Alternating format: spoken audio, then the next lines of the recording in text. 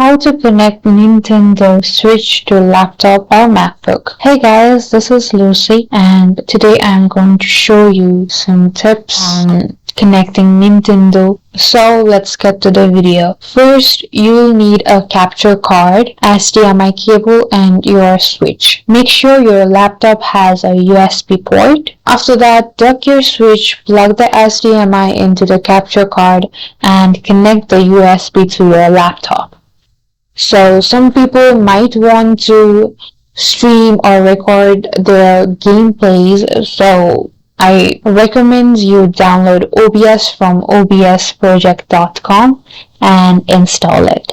Here in OBS, click the plus icon under the Sources menu and choose Video Capture Device and select your capture card.